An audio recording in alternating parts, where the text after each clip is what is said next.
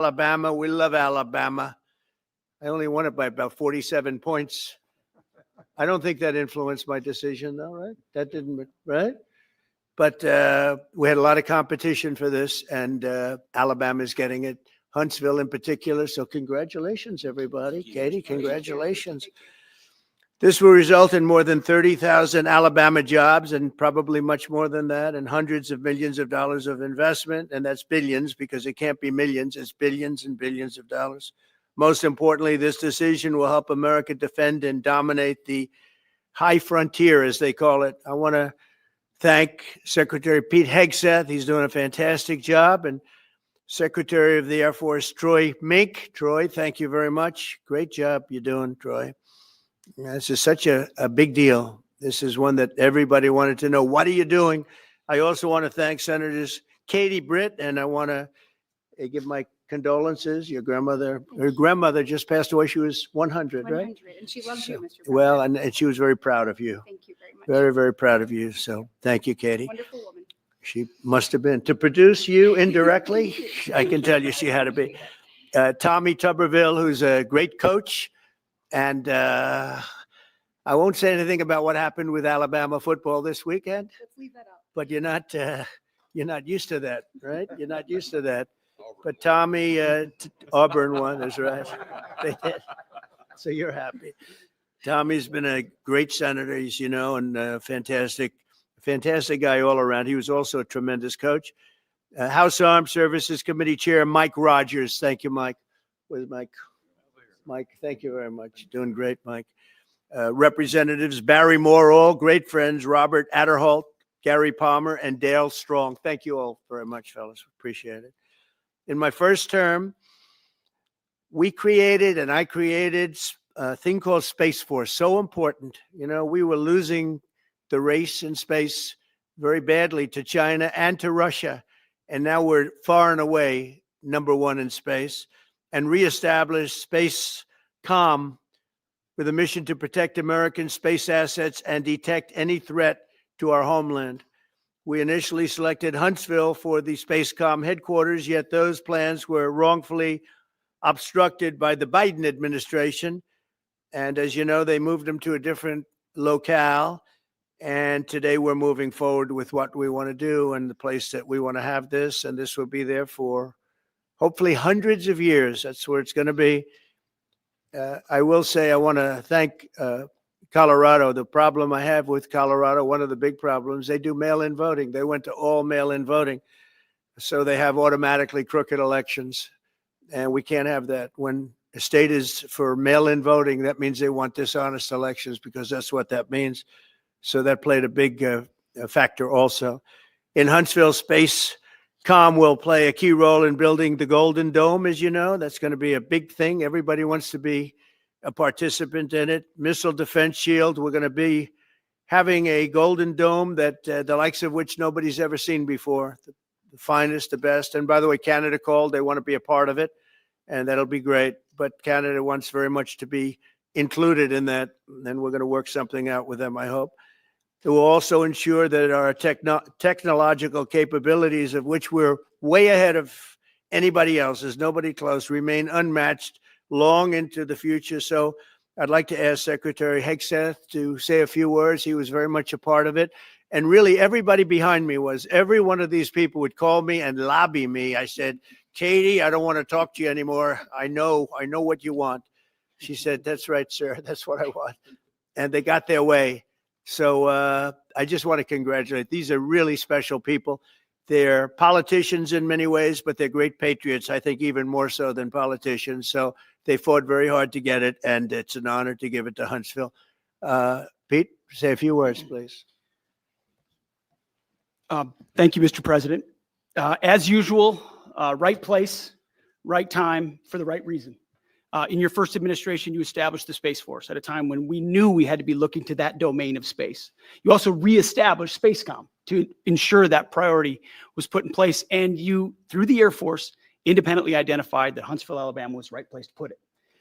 For other reasons, in the next administration under Biden, they decided to move it somewhere else. Well, during that time, The DoD Inspector General, the Government Affairs Office, they did their own assessments. And where did they say Spacecom should go? Huntsville, Alabama. So what you're doing today, Mr. President, is restoring it to precisely where it should be based on what the Space Force, the Air Force, your leadership believes will give us strategic advantage in the future. That is Huntsville, Alabama. We are way ahead in space, but this will ensure we stay leaps and bounds ahead because that's the most important domain. Whoever controls the skies will control the future of warfare. And Mr. President, today you're ensuring that happens. Thank you. Thank you very much. Katie, would you like to say something? Mr. President, we are grateful for your leadership on this and restoring Space Command to its rightful home in Huntsville, Alabama. This delegation has worked together, both chambers, both parties, to make sure that Huntsville was the place that Space Command called home. As was mentioned, obviously the Biden administration chose to make this political. What we want to do is put the safety and security of Americans first. We want to make sure that our war fighter is put first, and we want to make sure that America continues to lead. And today, Mr. President, you've allowed that to happen. Thank you. Thank you very much. Tommy, please. Yeah, thank you. Thank you, Mr. President. This is a great day for our country, not just for our state of Alabama. We need help in our military. We need to catch up. And as Secretary has said, we're not behind in space, but we know where we're at, and we need to expound on that. Now, this move will save the taxpayers $480 million. It's not going to cost more. It's going to cut $480 million. We have the plans intact. It'll be behind a secure wall in Huntsville, Alabama, at Redstone Arsenal. We have 40,000 people there. We have the FBI there. We have missile defense there. We have NASA, Blue Origin, and SpaceX. It is the perfect place for Space Command. I would tell you today, and I've spoke with the president for the last 3 or 4 years about this. If I thought it needed to go somewhere else because I understand the security of our country, I'd be for that. But the best place for Space Command is Huntsville, Alabama, because what we have and what it means to this country is going to be so important. So thank you, Mr. President, for this. And we look forward to building a huge Space Command and having the Donald J. Trump Space Command Center in Huntsville, Alabama. JD,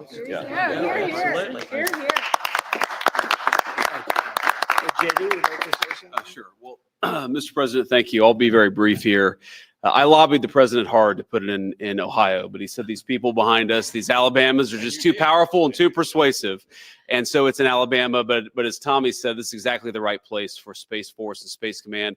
I think Americans ought to appreciate the fact that you can't win the battle of the future unless you control the skies. The cyber security, the communications, the entire infrastructure of the battle in the 21st century will be in space. So it was a visionary move in the first administration for the president to set up Space Force, and I think an equally visionary move to make sure that Space Force is right where it should be in Huntsville, Alabama. Thank you, sir. Thank you very much. Gentlemen, anybody want to say anything? Would you like to say? Mr. President, another promise made, another promise kept. You think about it, Redstone Arsenal is critical to national security. The president said when you were the 45th president, let's do what's right for national security. And today, that's exactly what we're doing. It's not because of this or that. It's because it's right for national security. You think of the 21 categories that were evaluated to determine what was best for national security. All indicators pointed back to Huntsville, Alabama, and Redstone Arsenal. We have the right people at the right place at the right time. Mr. President, on behalf of the people of the 5th Congressional District and all of Alabama, thank you for keeping your word. Absolutely. Thank you very much. Anybody? Let me just say, Mr. President, I want to say thank you. And thank you for doing this because it was the right thing to do. When they looked at all the numbers, Huntsville was the place to go. And like you say, it was unfortunately pulled out, but you made it right. So I want to just say thank you again for a grateful nation, and to the state of Alabama, we're very grateful. Thank you and God bless. Thank you. Thank you, Mr. President. Throughout history, militaries has always understood that whoever could hold the high ground held the advantage. Space is the ultimate high ground. And what we're doing with moving the Space Command to Huntsville is absolutely critical to our maintaining dominance in that sphere. And it goes hand in hand with what we're trying to do with the Golden Dome in missile defense to defend against anyone else who tries to enter that sphere. So thank you, Mr. President. Thank you very much. Please. Thank you, Mr. President. And obviously, national defense is a huge issue. And when you look at the scores, Alabama was #1. And for political reasons, it was moved out of our state. But, Mr. President, thank you for making priorities of defense and the warfighter and the safety of this nation. And in the big, beautiful bill, that Golden Dome will be built in Huntsville, Alabama, and we're grateful for that. Thank you. Listen, as chairman of the Armed Services Committee, I care very much about what's most important for our national security. And the president held a nationwide competition to determine where we should have this command.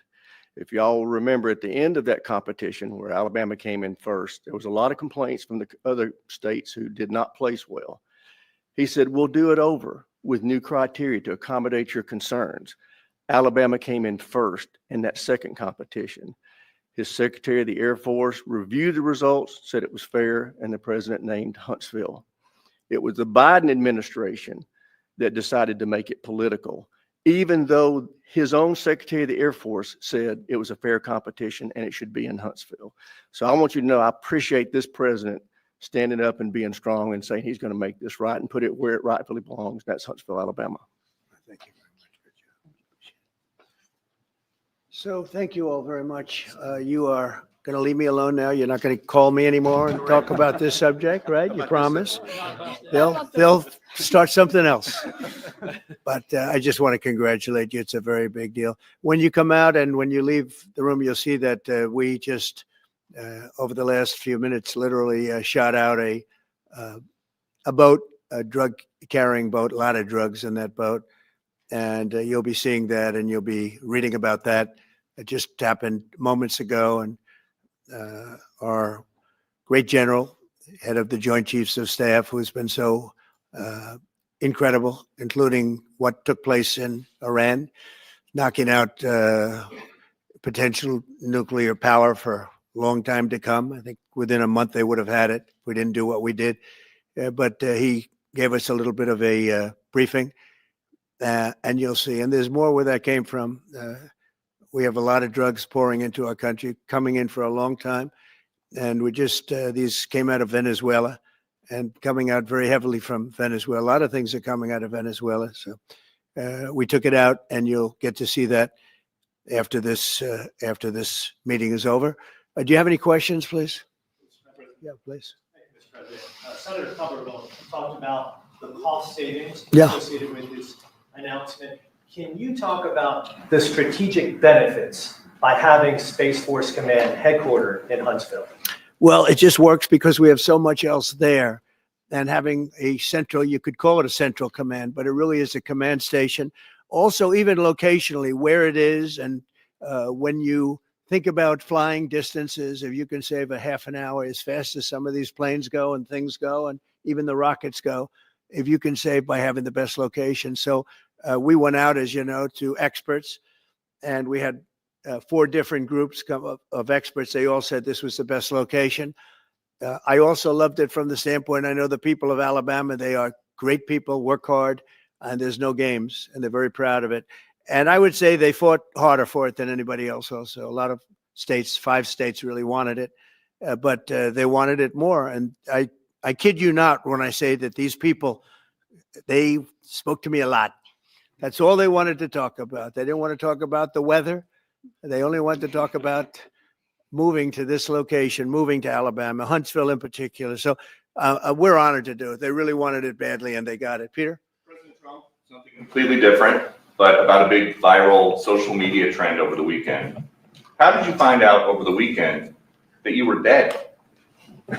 You see that? No. People didn't see you for a couple days. 1.3 million user engagements as of Saturday morning about your demise. Really? I You didn't see that. You know, I have heard, it's sort of crazy, but last week I did numerous news conferences, all successful. They went very well, like this is going very well. And then I didn't do any for 2 days, and they said, there must be something wrong with him. Biden wouldn't do them for months. You wouldn't see him. And nobody ever said there was ever anything wrong with him, and we know he wasn't in the greatest of shape. No, I heard that. I get reports. Now, you knew I did an interview that lasted for about an hour and a half with somebody, and everybody saw that was on one of your competitors. I did numerous shows and also did a number of truths, long truths, I think pretty poignant truths. No, I was very active over the weekend. They also knew I went out to visit some people at the club that I own pretty nearby on the Potomac River. And no, I've been very active actually over the weekend. I didn't hear that one. That's pretty serious stuff. Well, it's fake news. It's just it's so fake. That's why the media has so little credibility. I knew they were saying like, is he okay? How's he feeling? What's wrong? I said, I just left. And it's also sort of a longer weekend, it's Labor Day weekend. So I would say a lot of people know I was very active this Labor Day. I had heard that, but I didn't hear it to that extent. Go ahead, Peter. We know that this country has a huge problem with school shootings. You've said that you're open to sending the National Guard pretty much anywhere. Would you ever consider sending an armed National Guardsman to every school? Well, we have a big problem with school shooting, but we also have thousands and thousands of schools that run perfectly. They talk about you can do things construction-wise, and that's really I think nobody knows more about construction than me. You can build the construction doors. You can build what they call safety doors, where they lock on the outside, the inside, and every place else. Well, but if one of these lunatics happens to get through, then the police can't get in. Then they're looking for keys all over the place, and it takes a lot of disadvantages to doing, spending billions and billions of dollars and actually making it safer in some way for some of these lunatics that we're dealing with. But I don't think so. I've thrown out the concept. We have great teachers that love our children. The parents love the children. Teachers love the children too. And if you took a small percentage of those teachers that were in the military, that were distinguished in the military, that were in the National Guard, et cetera, and you let them carry, that's something that a lot of people like. I sort of liked it. I'd have to be studied, but they're trained. They know about weapons. You can't do it with every teacher because most teachers don't know, and but I always thought that would be an alternative. But it just we've had a lot of instances. Other countries have also. They have different kinds of problems than we have, but we do have. There's something going on, and it's a bad thing. Yes, please. Have you spoken with President Putin in the past week? Have you spoken with President Putin in the Yeah, past I week? don't want to. I have learned things that will be very interesting. I think in the next few days you'll find out. Consequences if there isn't some type of announcement of a meeting with President Putin and President Zelensky? Yeah, and what could those consequences We're going to be? see what happens. We're going to see what they do and what happens. I'm watching it very closely. Last week, they lost 7,000 between the two countries, 7,313 soldiers, to be somewhat exact, for no reason whatsoever. And they're Russian and they're Ukrainian, but, they're soldiers. I want to see it end. Yeah. Mr. President, have you decided you're definitely going to send National Guard troops to Chicago? I didn't say when, but the answer is, look, Chicago's very interesting because I watched Pritzker get up and say we don't need help, we're safe. But 2 weeks ago, they had 6 people murdered, and they had 24 people hit by bullets. Last week, as you know, it was 7 people, 24 people hit, and 7 people died. And then over the last 2 days, that was the crown jewel. They had, I guess, 9 or 10 killed, and 50 hit with bullets. And you have this governor get up, who's a terrible governor. Probably he and Gavin Newsom would be probably the 2 worst and most naive. They're naive. Either they're naive or they're very untruthful. And he'll say, we don't want any protection. We don't need. So in the last 3 weeks, he's lost almost 20 people killed. There's no place in the world, including you can go to Afghanistan, you can go to places that you would think of. They don't even come close to this. Chicago is a hellhole right now. Baltimore is a hellhole right now. Parts of Los Angeles are terrible. If we didn't put out the fires, and I mean the other fires, the bullet fires, they didn't do a good job with it. They should have had the water coming down, like I said. We had to release the water. We had to go in and release the water to LA.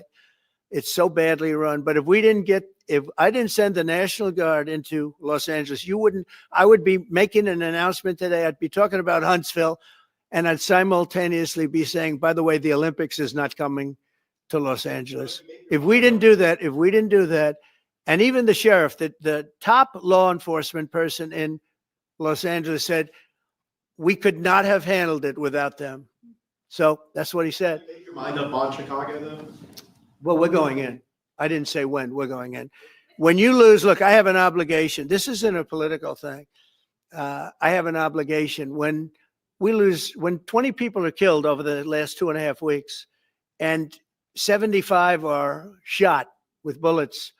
So let me tell you a little story about a place called DC, District of Columbia, right here where we are. It's now a safe zone. We have no crime. It's in such great shape. You can go and actually walk with your children, your wife, your husband. You can walk right down the middle of the street. You're not going to be shot, Peter. You're safe. Everyone likes you anyway. They probably wouldn't do it. But it's so dangerous. And there are people in this audience that you've suffered greatly. There are people in this audience that have been mugged and hurt badly, and they don't want to talk about it. Maybe you were very brave in talking about it. You made quite an impression on a lot of people. I appreciate it. But there were other people in this room that have been hurt very badly just walking down the street in D.C. Washington, D.C. is a safe zone right now. It's a safe city. The restaurants are open.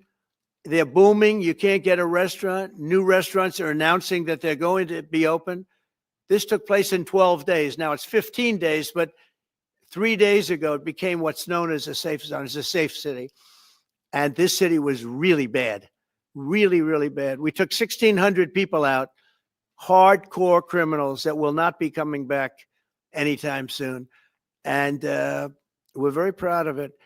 You know, to have our nation's capital lose every week, you know, it was like years, many years where every single week somebody was killed for many, many, many consecutive weeks. This went on for years. And then we had last week, it was announced that nobody was killed last week. And I made that announcement in front of a very distinguished leader of a country.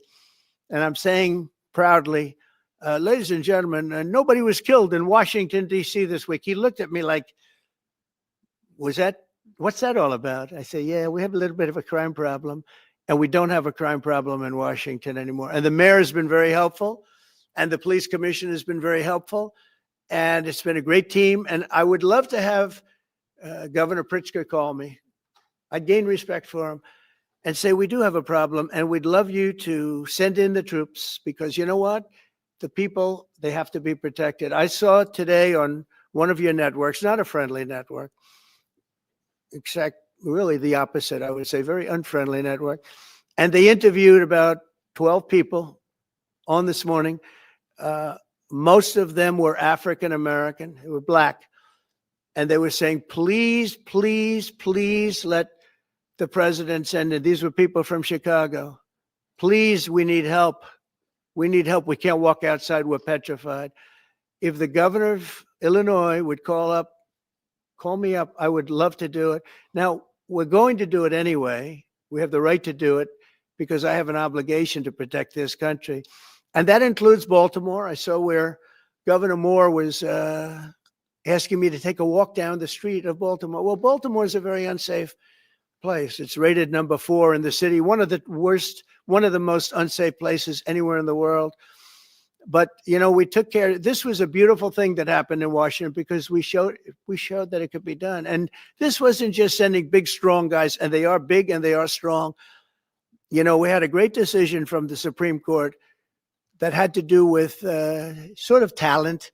It had to do with you are put down based on merit. You can hire based on merit. So merit for a soldier or for a policeman is strong, physically fit, something, you know, having a certain ability, not a person that is woke and got the job through woke, but wasn't strong enough to lift a gun out of the holster, et cetera, et cetera. No, I looked at the police. As you know, last week I went over, we had a meeting with, there had to be 300 people, and they were all very impressive looking. And when the bad guys see them, they're not going to do a thing. And so I'm very proud of Washington. It serves as a template, and we're going to do it elsewhere. But Chicago is certainly going to be high. I would love to have him call. I would love the governor of Illinois. I'd be honored to take his call. All he has to do is say, sir, we need help. It's out of control. And everyone knows it is. He's not kidding anyone. I would love to have, I would say, Governor Moore call, because I watched him over the weekend trying to explain that Baltimore, what they need is housing.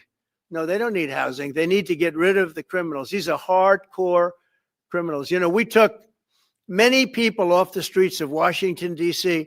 They're hardcore. They're not going to be good.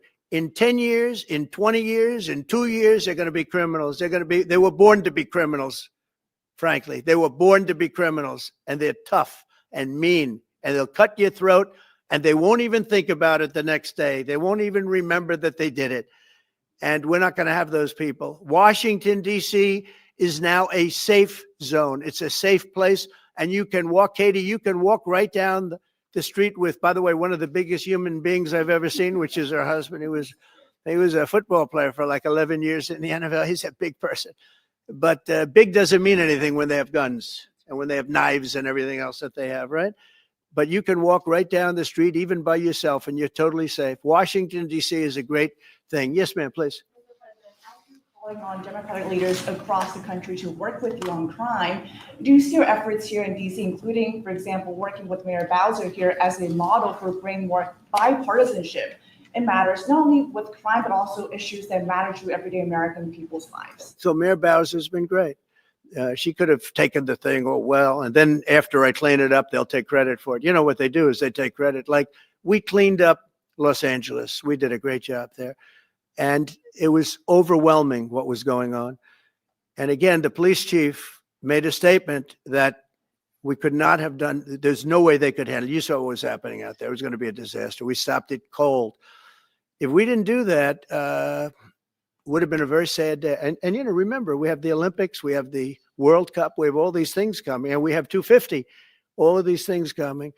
But I watched Newsom get up and say he's doing a great. He's not. We're the ones that did it, and that's okay, whatever it takes. But the main thing is But he got up and said we did it. Well, he didn't want us there, and he's going to need us again because it's starting to form again. I see it. It's starting to form again. You know, we have to maintain. It's like maintenance on an airplane. You can buy it, but you have to maintain it. And if you don't maintain it, a good plane becomes very unsafe very quickly. So it's an honor to do it. It's a lot of presidents wouldn't do what I'm doing. I don't need this heat. But when I watched television last night and I'm watching the news and I see that 9 people were killed in Chicago and 54 were badly wounded with bullets, I say, that's not this country. We have to do something. And I do say this, I say this very much. I'm not speaking to anybody but them right now. I would love to receive calls from governors and mayors saying they need help. We'll help them. We have a lot of people. We have a great force. We have a great military force. You know, Pete will tell you that when I was running for office, and this was a big headline, I think, you know, probably got me a couple of votes, but you couldn't sign people in the military. Nobody wanted to join the military, the Army, Air Force, the Navy, Marine, Space Force, Coast Guard. We never forget Coast Guard because they've done such a great job. Never. But nobody wanted to join any of them. We were way below what we wanted. Every single one. The closest was the Marines, whatever that is. You'll explain that to me. But the closest was the Marines. But every service was way down, way down. And then I got elected, and our country is the hottest country anywhere in the world right now. Everybody's talking about the USA. They're talking about the job that we're doing. Everybody. We have the best economy. We have a very, very important decision being made by the Supreme Court because our country is the richest, the strongest, the most powerful. But if for some reason, some liberal court, I'm talking about the court that just ruled, where even an Obama judge voted in favor of us, which I gave him a compliment yesterday, as you know. I said that took great courage. But it's a liberal court, and it's going up to the Supreme Court, who I think have been incredible people. I think they've made very wise decisions. But the tariff question, because without the tariffs, this country is in serious, serious trouble. We've taken in almost $17 trillion of investment is coming in. Most of it is coming because of tariffs. And if for some reason somebody wanted to be politically correct, I actually think it's unpolitically correct. I think politically correct is to approve it, because there's nothing so popular as what's happened to our country. Our country is doing so well. But we had a liberal court gave us a very shocking ruling. And that ruling is basically saying that the trillions of dollars that are pouring into our country, putting us in a position like no country is anywhere in the world, that they'd like to see us that taken away. By the way, a lot of the people behind that lawsuit, that particular, are from foreign countries. I might add. There's a video that is circulating online now of the White House where a window is open to the residents upstairs and somebody is throwing a big bag out the window. Have you seen this? No, that's probably AI generated. So Actually, you can't open the windows. You know why? They're all heavily armored and bulletproof. So that's a fake video. Well, it's got to be, because I know every window up there. The last place I'd be doing it is that, because there's cameras all over the place, right? Including yours. No, but every window, I've never seen a window that's, in fact, my wife was complaining about it the other day. She said, love to have a little fresh air come in, but you can't. They're bulletproof. And number one, they're sealed. And number two, each window weighs about 600 pounds. You have to be pretty strong to open them up. No, that has to be, where was the window? Let me see.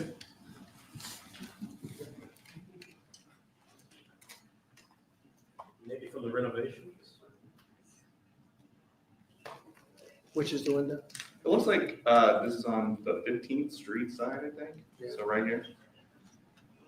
Yeah, those windows are sealed. Those windows are they're all sealed. You can't open them. What you were saying regarding the federal. It's the kind of thing they do.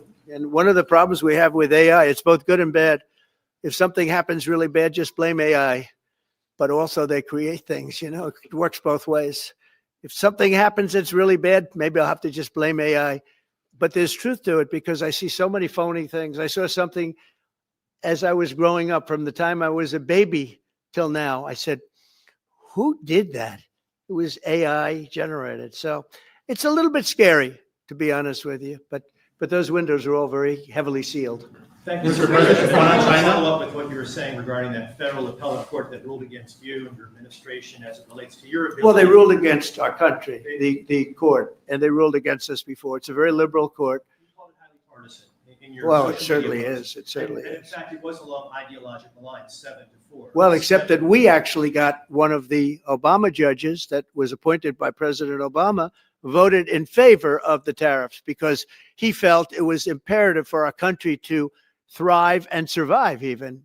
And I gave him credit. I said, you know what? That took a lot of courage for him to do it, because you don't see that often. So my question is, I suspect you're going to appeal that all the way to the Supreme Court. Well, we already have, yeah. In fact, we're doing something else. We're going to be going to the Supreme Court, we think, tomorrow, because we need an early decision. I mean, look, the financial fabric of our country, we're a rich, incredible country right now.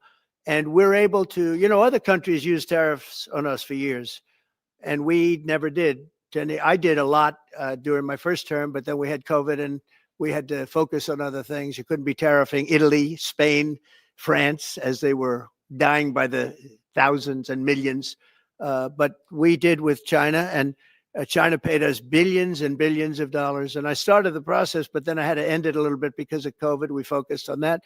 But no, it's a very important decision. And frankly, if they make the wrong decision, it would be a devastation for our country. We've taken in trillions of dollars. And by the way, all these countries signed agreements. As an example, they're all happy. Everybody's happy. But some whack job put in a lawsuit. It went before a very liberal court, and the liberal court ruled, it was 11, they ruled 7-4. With one of the most liberal of them all voting in our favor, because they're patriots. I think I give tremendous credit to that judge. And now it's going to the Supreme Court. Now we're going to be asking for early admittance. We're going tomorrow, and we're going to ask for an expedited ruling, because When you look at the stock market's down today, the stock market's down because of that, because the stock market needs the tariffs. They want the tariffs. If you look at AI, all of those, all of that money that's going to be invested, trillions and trillions of dollars, the biggest thing, bigger than the internet, I suspect. It's the internet plus 3 or 4 other things combined. We are leading very substantially with AI. We're leading because of tariffs. We're leading because of talent, and this is where they'd like to be. But without the tariffs, we wouldn't have a chance because we wouldn't be able to protect those investments of the companies coming in. So if you took away tariffs, we could end up being a third world country. That's how big the ruling. So we're asking for an expedited ruling. As a backstop to that, President, you have a Republican-controlled Congress. You control the House. You control the Senate. Yeah, but we don't have 60 votes. We don't have 60 votes. You don't I'd love to think you do can get that. enough Oh, votes? if we had 60 senators, if we got the 60 votes, we would get them.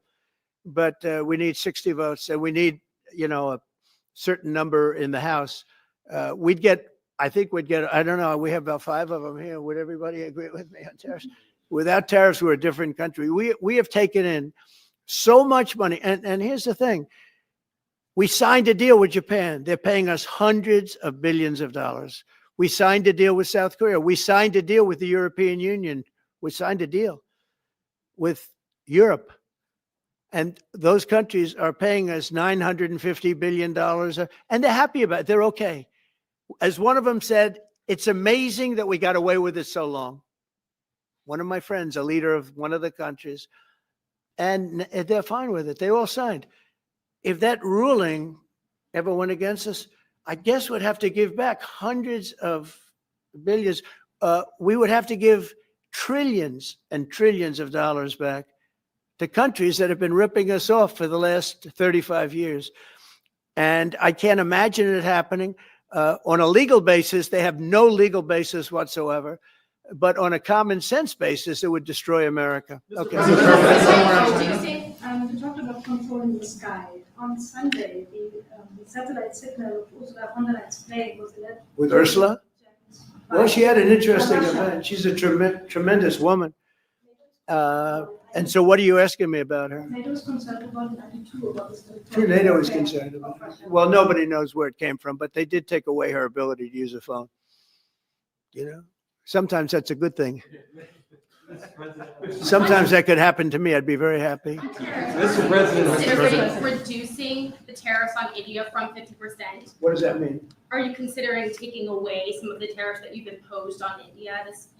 No, we get along with India very well, but India you have to understand, for many years, it was a one-sided relationship. Only now, since I came along, and because of the power that we have with tariffs, India was charging us tremendous tariffs, about the highest in the world. They were about the highest in the world, number one.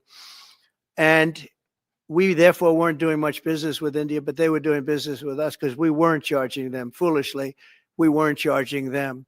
So they would send in massive, everything they made, they'd send it in, pour it into our country. Therefore, it wouldn't be made here, which is a negative. But we would not send in anything because they were charging us 100% tariffs. And, I'll give you an example, Harley Davidson. Harley Davidson couldn't sell into India. There was a 200% tariff on a motorcycle. So what happens? Harley Davidson went to India and built a motorcycle plant. And now they don't have to pay tariffs. Same thing as us. So what we're doing is literally thousands of companies are coming into the U.S., car companies, AI, but, more traditionally car companies. We have so many car company factories under construction or being designed right now. And they're coming from China. They're coming from Mexico, I must tell you, and they're coming from Canada. A lot of them coming from Canada. But they're coming into our country because they want to build here. And they want to build here for 2 reasons. Number one, they'd like to be here. And number 2, the tariffs are protecting them. And number 3, they want to avoid paying tariffs. When they build their cars here, they don't have any tariffs to pay. When you build here, you don't have any tariffs. Mr. President, Go ahead, in please. light of the Minnesota shooting last week, the Department of Homeland Security is now awarding more than $100 million to hundreds of faith organizations across the country to help them ramp up security. What's your vision for further protecting religious liberty across the country amid incidents of threats? And So violence? religious liberty is so important. And we're talking about every religion now. And we're doing things on that nobody else has ever done. And we're going to be having a big announcement in about 2 weeks on that question. Yeah, please. On Space Command, sir, are you concerned that people may not be willing to relocate from Colorado to Alabama? No, I'm not worried. Then we'll get somebody else. Colorado. I mean, the problem with Colorado is they have a very corrupt voting system. Look, I have so many friends in Colorado. Anytime you have mail-in voting, you have corrupt elections. Very simple. It's very simple. Even Jimmy Carter said it with his commission. They set up a commission with him and Scoop Jackson and some people, highly regarded people. And they said the finding was, if you have mail-in voting, you will have corrupt elections. Well, your radical left governor decided that he was going to have all mail-in voting in Colorado. Once you have all mail-in voting, and for whatever reason, the Democrats cheat. And they cheat like, they're not stupid. That's the only thing. They're no good on policy. They're no good on management. They're no good at government, but they're great at cheating. And they stick together too. I give them credit for sticking together. Please. Obviously, this is a big win for national security, moving this to Alabama. We've all can agree with that. Big. Is there any idea of the economic impact this has on the state and on that local area? Katie, do you want to answer that? Look, I mean, Please go. this is going to be tremendous. I mean, the state of Alabama, what we've seen through this process is the worst of Washington. We've seen politics get in the way of what is best for the warfighter, what's best for national security. And the state of Alabama is about to show the country the best among us. So we know the economic impact is going to be tremendous. There at Redstone Arsenal, we're proud to house everything from the FBI to headquarters there for material command to a number of things. We obviously have NASA with Marshall Space Flight Center. And so this naturally fits within. When you look at the decision matrix that they placed in front of us, that's why we ranked so high, is because we have the resources necessary and the ability to build out quickly to meet the needs in front of us. As far as economic impact, it would be tremendous. Does anybody have an exact number? 1,600 jobs. With 3,000 spinoff. Look at this. This is teamwork right here. So we are really proud, and the people of Alabama are ready to get to work. And I've got a colleague question, if you could, just for a second, Mr. Yeah, President. please. Owning a home and going about the American dream seems like it's out of touch for a lot of Americans. Just recently, you pushed out a statement about addressing an emergency housing situation. That's right. We're thinking about doing that. Yeah, can you just? Well, we need a little help from the Fed. We have a man named Jerome Too Late Powell. You probably heard of him. He's too late. He's way too late. And the economy is so strong that it's pushing through that. Normally, it would have been much tougher, but we're doing so well that we're pushing through it. But it makes it very hard for people to get mortgages because too late is too late. Very simple. He's too late. And probably political, whatever. He wasn't too late before the election. Before the election, he was cutting rates, right? Because he was hoping that, I guess, Biden would get in, or that Kamala would. He was a big Biden guy. Explain that one. And then he was a Kamala person, but he was hoping, I guess, she'd win. I guess. I don't know. It didn't work out too well. But yeah, we need a very serious cut. I think that if you look back many decades ago, the United States was always the lowest, even if they were doing badly. The United States was, because without the United States, everything in the world would die. It's true. It's so powerful. It's so big.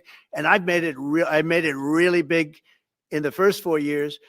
Then it started to degenerate with what this Biden administration did. But we built it up to a level that I never thought we could be at this quickly. We're the hottest, we're the best financially. The money coming in is so big because of tariffs and other things, but because of tariffs. Tariff gets us even those other things. Plus, it gets us great negotiating. I settled 7 wars, and numerous of those wars were because of trade. And numerous of the trade deals that I made were because of tariffs. It gives you a great negotiating ability. If that ability were taken away from us by a liberal court acting on essentially foreign nations, asking to get help from the United States government, when they've been doing this to us for 40 years, that's why we have $38 trillion in debt. We won't have it for long if they let us if they allow us to do what everybody knows we should be able to do. Yeah, please. Mr. President, another Biden era action that you're now reversing is that you signed a deal last week to make federal buildings adopt and embrace classical architecture styles again. Can you talk to us about why you do that, and also what's your vision? Well, we for- want to see beautiful buildings. Now, you know, it's in the eye of the beholder. I've seen architectural reviews over the years. I'm an expert at it. I've gotten a lot of great reviews, but I've seen buildings that I didn't think were very good get great reviews, and I've seen great buildings get bad reviews. So, but it's just a standard. We want to have a good standard. We're building something here, you know, for 150 years, they wanted a ballroom at the White House. We're doing something at the highest level using great architects and all. And, you know, it's very exciting. But we have a lot of interesting things happening architecturally in DC. And DC is like a different place. And, you know, even the contractor said, sir, we walked down today, we feel like much safer. It's like a different place. Washington, D.C. is great. Now we're going to also beautify it. We're going to put a topping on the roads. We're not going to rip them apart and take 4 years to build a road that was exactly the same by the time you build it. But we're going to put toppings. We're going to put new medians in. We're going to get the graffiti off. We're going to put tiles up in the tunnels where the tiles are missing. We'll do the whole tunnel instead of, you know, a little area where you see new tiles, old tiles that never look too good, but they could use it. You know, they've been up for 50 years. They've served their duty. But we're going to make this within about a 20-mile radius from the White House. We're going to have this place spick and span. It's going to be crime-free, and it's going to be spick and span. It's going to be, you'll be proud of Washington again. Go ahead, please. Sir, China's having a massive military parade that President Putin and Kim Jong-un will be attending. Do you interpret that as a challenge to this? And are you No. concerned at all about those countries? No. Trying to be some sort of counterweight? Not at all. China needs us, and I have a very good relationship with President Xi, as you know, but China needs us much more than we need them. No, I don't see that at all, no. One more. And I had actually a very good meeting with President Putin a couple of weeks ago. We'll see if anything comes out of it. If it doesn't, we'll take a different stance. March today in California ruled that your deployment of National Guard troops to Los Angeles was illegal. Do you have any response? Well, reaction to that? it was a radical left judge, but very importantly, what did you not tell me in that question or statement that you made? Pretty much of a statement, I think. Well, I was asking for your response. No, you didn't say what the judge said, though. The judge said, but you can leave the 300 people that you already have in place. They can continue to be in place. That's all we need. But why didn't you put that as part of your statement? Because the same judge ruled exactly as you said, except the judge said that you could leave the 300 people that you already have in place. They can stay, they can remain, they can do what they have to do. Thank you very much, everybody. We appreciate it. Thank you. Thank you. Thank you very much.